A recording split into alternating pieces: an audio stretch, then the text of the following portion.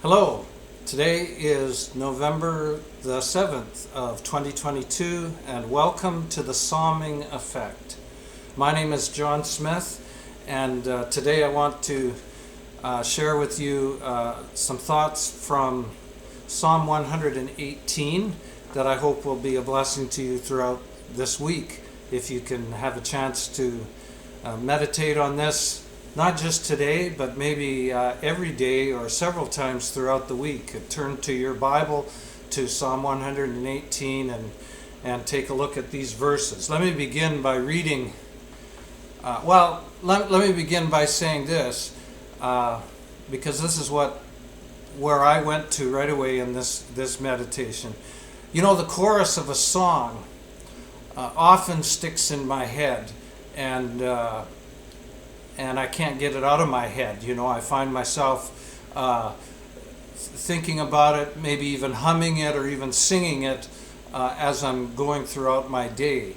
That's just what songs do to us sometimes, eh? And usually that's a good thing. Sometimes it can be annoying, but usually it's a good thing, especially if it's a good song. A song that is refreshing, that we like, has kind of a lilting tune or a positive thought. It lifts me up throughout the day to have that song repeating in my mind. So when I read this in Psalm 118, verses 14 to 16, I was reminded of that. The Lord is my strength and my song. He has become my salvation. Glad songs of salvation are in the tents of the righteous. The right hand of the Lord does valiantly. The right hand of the Lord exalts. The right hand of the Lord does valiantly. We see this characteristic of a song repeating itself many times in throughout the book of Psalms, and especially in this Psalm 118. You know, the opening and the closing verses are actually repeats. The first verse says, "Oh, give thanks to the Lord, for he is good, for his steadfast love endures forever." And the last verse, verse 29, says, "Oh, give thanks to the Lord, for he is good, for his steadfast love endures forever." And you know, that reminds me of a song. Even though this is from 2500 more like 2700 years ago, we have songs today that are based on the words of this psalm and those two verses right there. Give thanks to the Lord, for he is good, for he is good. Give thanks to the Lord, for he is good, for he is good. I'm not going to sing the whole song, and it's a song that really sounds better when you have parts, different voice parts singing the different parts of the song. But it's one of those songs, it repeats itself, and if you've heard it many times, it kind of sticks in your head and comes back to you, and you find yourself thinking about, at least I do, thinking about this song and hearing it again. Well, this happens with a number of the verses and thoughts and ideas in this psalm. For instance, verse 2, "Let Israel say, his steadfast love endures forever. Let the house of Aaron say, his steadfast love endures forever. Let those who fear the Lord say, his steadfast love endures forever." That's verses 2 to 4. So you can see this idea of a repeated line, which is a song characteristic, right? We see that in a lot of our songs. That happens over and over again in this psalm, which is a song. Okay, it was a song of worship, a song of praise, a song of thanksgiving. And so we see that again. So maybe you have some favorite songs that do the same kind of thing for you. You know, all my life I've been familiar with that song, "This Little Light of Mine." This little light of mine, I'm gonna let it shine. This little light of mine, I'm gonna let it shine. And over again, you're saying the same thing in that song. This little light of mine, I'm gonna let it shine. such a positive thought, and it reverberates in my mind, and it lifts my spirit as I think about that song and as I sing it. So that's the main thought that I drew from these verses 14 to 16. The Lord is my strength and my song. He has become my salvation. And in verse 15, glad songs of salvation are in the tents of the righteous. That reminds me of the practices of those who live their lives in a mode of rejoicing, praise, and thanksgiving before God. People who listen to music like all the time. They have it playing in the car. They have it playing in the house.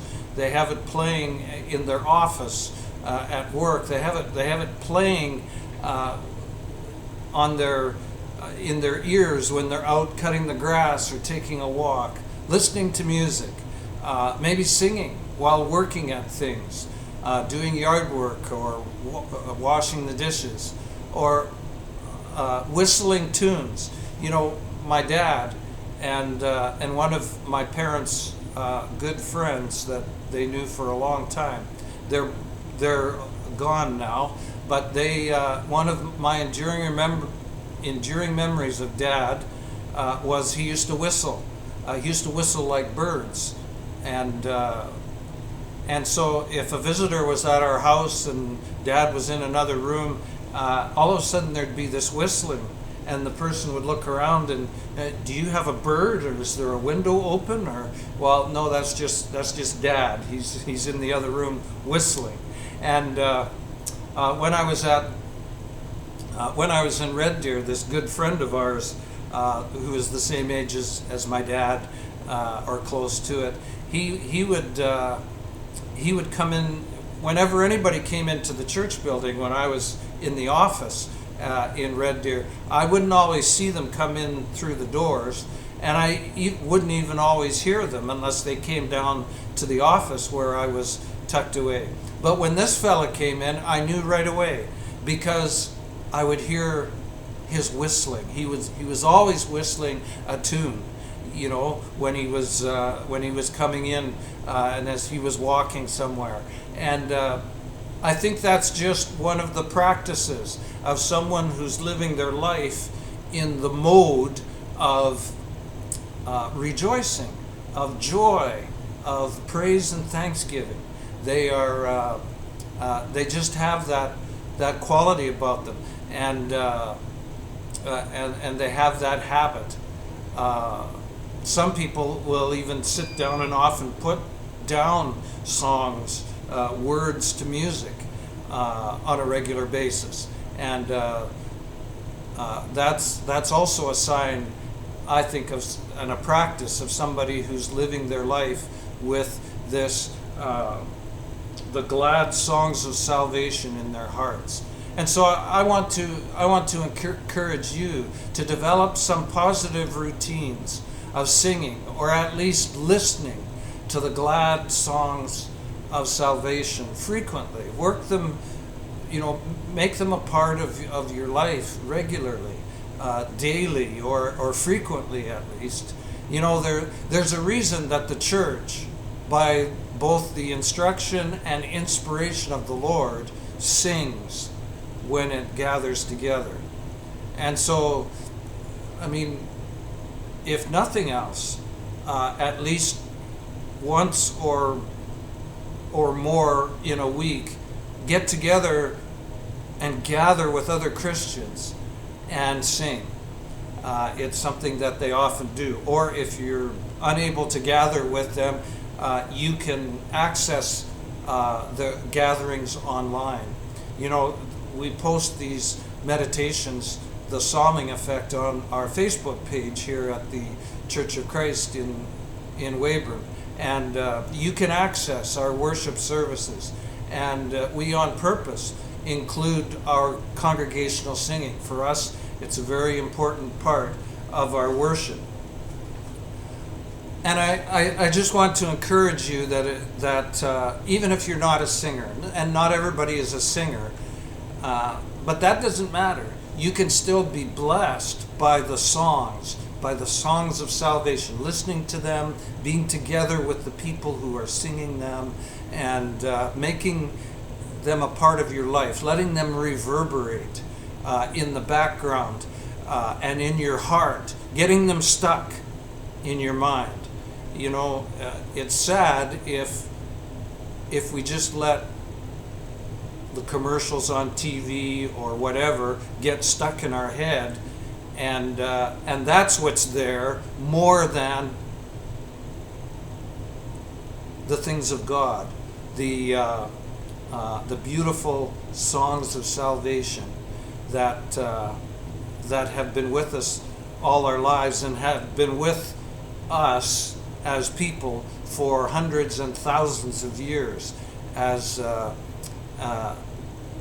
songwriters that God has made a part of the scriptures, have given us words and given us beautiful songs that carry the joy, the rejoicing, the praise, and the thanksgiving and the adoration that we can express to our Creator.